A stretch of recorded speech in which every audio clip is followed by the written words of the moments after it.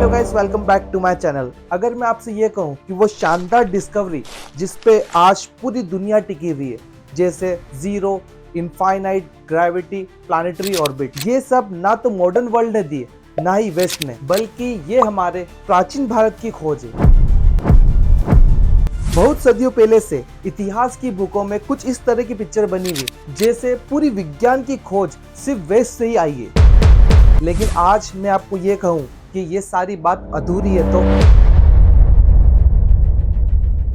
Renaissance से बहुत साल पहले, या फिर मैं कहूं कि न्यूटन के एप्पल गिरने से भी बहुत साल पहले, भारत की धरती पर साइंस, मैथ्स, मेडिसिन के क्षेत्र में पहले ही बहुत कंट्रीब्यूशन हो चुका था। हम सब ये जानते हैं कि अर्थ अपनी एक्सिस पर रोटेट करता है और प्लैनेट्स और अर्थ सन के अराउंड रोटेट करते हैं, और इस मॉडल को हीलियोसेंट्रिक मॉडल कहा जाता है। यहाँ पर आपको मैं एक शानदार बात बताऊं, वेस्ट से कई साल पहले हमारे इंडियन साइंटिस्ट आर्यभट्ट ने 499 सी में ही हमें हीलियोसेंट्रिकल मॉडल के बारे में बता दिया था। उन्होंने अपनी बुक आर्यभट्ट में लिखा कि जिस प्रकार नाव में बैठे हुए व्यक्ति को किनारे पर रखी कोई भी चीज पीछे की तरफ जाते हुए नजर आती है, उसी तरीके से स्टार्स हमें वेस्ट की तरफ जाते नजर आते हैं, क्योंकि अर्थ का रोटेशन ईस्ट की तरफ होता है। हालांकि आर्यभट्ट ने कैप्रिकनस की तरह डीप एक्सप्लेन तो नहीं किया, लेकिन एटलीस्ट हीलियोसेंट्रिकल मॉडल का एक फाउंडेशन तो रखा था। मुझे ये सुनकर के बहुत दुख होता है कि क्यों वेस्ट में इंडियन साइंटिस्ट को बिल्कुल भी काउंट नहीं किया जाता है। अगर थोड़ी सी हिस्ट्री देखें तो एक साइंटिस्ट की रिसर्च ही दूसरे साइंटिस्ट के लिए दरवाजा खोलती है, और यहाँ पर आर्यभट्ट ने ही कैप्रिकनस के लिए दरवाजा खोला था। ग्रेविटी की बात करते हैं। अगर मैं आपसे पूछूं कि ग्रेविटी की खोज किसने की, तो सब लोग यही बोलेंगे कि भाई न्यूटन ने। लेकिन मैं आज आपको बताता हूं कि हमारे इंडियन साइंटिस्ट ने न्यूटन से पहले ही ग्रेविटी के बारे में बता दिया था। न्यूटन के कई साल पहले, या फिर मैं कहूं कि न्यूटन के एप्पल गिरने के भी बहुत साल पहले, 628 सीई में ब्रह्मगुप्त ने हमें ग्रेविटी के बारे में बता दिया था।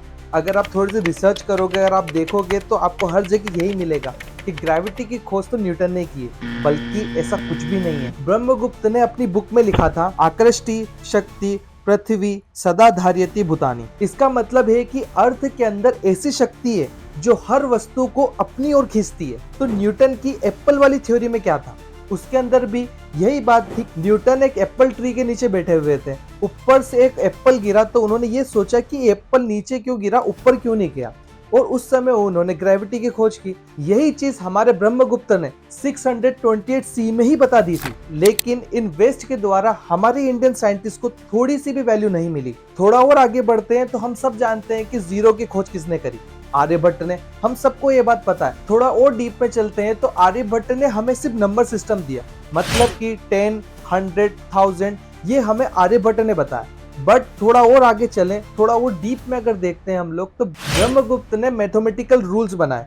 उन्होंने बताया कि अगर आप जीरो के अंदर ए को प्लस करोगे तो आपका आंसर या रिजल्ट आपको ए ही मिलेगा, और वहीं दूसरी तरफ अगर आप जीरो के अंदर ए को मल्टीप्लाई करते हो तो आपका रिजल्ट आपको जीरो ही मिलेगा। आज पूरा वर्ल्ड ये अर्थमेटिक रूल्स को यूज कर रहा है। अगर हम मैथमेटिक्स तक पहुंच ही गए तो थोड़ा सा और आगे देख लेते हैं। क्लास 10th में, 11th में, 12th में, या आगे हम थोड़ा सा और चलते हैं तो हम सब लोग ट्रिग्नोमेट्रिक फंक्शन यूज करते हैं, जो क्या होता है, sine theta, cos theta, sec theta, ये सारे फंक्शन जो ट्रिग्नोमेट्रिक फंक्शन है। ये किसने दी? ऑब्वियसली बात है, ये हमें आर्यभट्ट ने दी है। लेकिन वेस्ट ने क्या किया, हमारे इंडियन साइंटिस्ट ने जो इन ट्रिग्नोमेट्रिक फंक्शन के नाम रखे थे, उनका नाम चेंज करके आज पूरी दुनिया में वो यूज हो रहा है। अगर हिस्ट्री देखी जाए तो ये सारे ट्रिग्नोमेट्रिक फंक्शन हमें हमारे इंडियन साइंटिस्ट ने ही दिए। और भी साइंटिस्ट थे जैसे वराहमिर, जिन्होंने हमें ये बताया कि बारिश होती कैसे, जमीन के अंदर पानी का मूवमेंट कैसे होता है, बादल कैसे बनते हैं, ये सब हमें इंडियन साइंटिस्ट ने ही बताया। अगर हम देखें तो थोड़ा दुख हमें ये भी होता है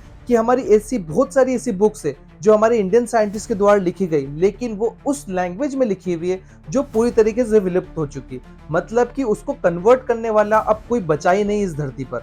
अगर हम इतिहास के पन्ने पलटते हैं तो हमें बहुत क्लियर नजर आएगा कि इंडियन साइंटिस्ट ने जो रास्ता हमें बताया था, आज पूरी दुनिया उसी रास्ते पर चल रही है। बट बहुत दुख की बात यह है कि जो इंडियन साइंटिस्ट है, उनको जो सम्मान, जो पहचान उनको मिलनी चाहिए थी, वो उनको नहीं मिली, जिनके वो सच में हकदार थे। आज समय आ गया है कि हम ना सिर्फ उनके योगदान को याद करें, बल्कि हमारे इंडियन साइंटिस्ट को दुनिया के मंच पर वो स्थान दिलाएं जिसे सदियों पहले से उनसे छीन लिया गया था। आइए आज हम उनकी सोच को आगे बढ़ाते हैं और अपने आगे आने वाली पीढ़ी को ये बताते हैं कि इंडिया सिर्फ स्पिरिचुअल में आगे ही नहीं है, बल्कि साइंस की दुनिया में उतना ही आगे था और उतना ही आगे रहेगा। और भी कोई ऐसी इंडियन साइंटिस्ट की स्टोरी या रिसर्च अगर आपके पास है तो मुझसे शेयर करें, मैं उसे आगे शेयर करूंगा। वीडियो अच्छी लगी है तो लाइक जरूर करके जाना और मेरे चैनल को सब्सक्राइब करके जरूर जाना।